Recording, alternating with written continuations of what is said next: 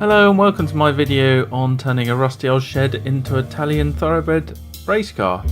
In the last episode we were at Brands Hatch with Festival Italia, where the Delta had a great fight with a Mini Miglia and some spinning Ferraris.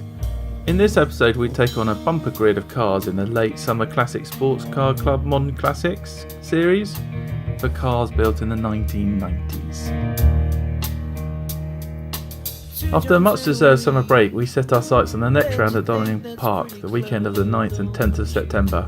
After the success at Croft, we're all doing rain dances here, as we fear the Delta wouldn't be quite as competitive in the dry against some stiff opposition.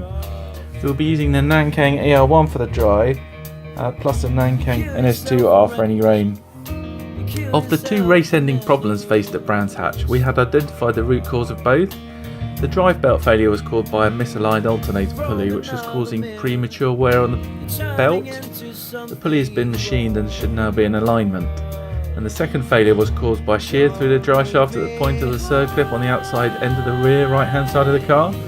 We don't know why, if failure was there just because the shaft had been in the road car for 27 years before being asked to race and give up, or if the standard shafts will all need replacing. We'll have to keep an eye out for that. Unlike previous rounds, we decided not to test, and this put us slightly on the back foot in qualifying. We had a new set of pads to bed in the front, tyres to scrub, new springs on the front, as well as some adjustment in the rear toe. There is an adage in racing that you should only change one thing at a time, and we were playing with fire. Luckily we didn't have any issues with the new setup, but with lots of slow cars on track, it did mean we were only able to get one semi-reasonable lap. There was a slight mishap halfway through when, intending to signal Richard, me, accidentally turned the car off. Luckily we got going again and lived for another lap. In the end the Delta qualified a lowly 10th, just behind a gag of cars in around 1 minute 19 to 1 minute 21, so there was a chance of going forward from there. This weekend again was one where much time was spent looking at the sky and the weather radar screens. It had rained during the previous race but was sadly drying out for our race, so we opted for the dry tyres, the Nankang AR1 road legal track tyre, expecting it to continue to dry but hope it was still damp on track. We pick up the action from the warm-up lap where we do a rolling start.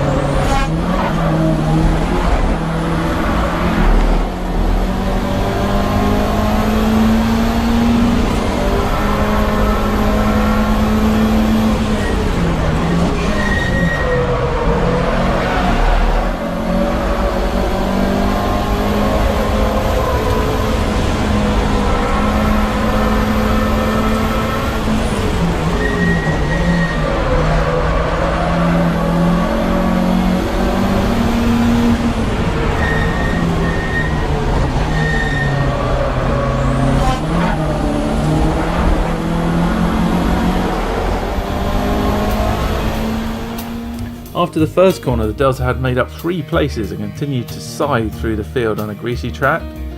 After the end of lap 1, the Lancia was up to P2 behind the Porsche RSR of Chamberlain and Farrell, and spent the following laps closing down the gap to just over a second. By lap 5 though, it was pretty much dry and the quick cars started to catch up and overtake, dropping us down to 4th before the pit stops. The second part of the race was about holding station as much as possible against the quicker field coming through. Some silly mistakes by Richard and me meant that at one point we dropped back to 7th, but some shunts, spins and unreliability meant we climbed back to 4th, where we stayed for the rest of the race.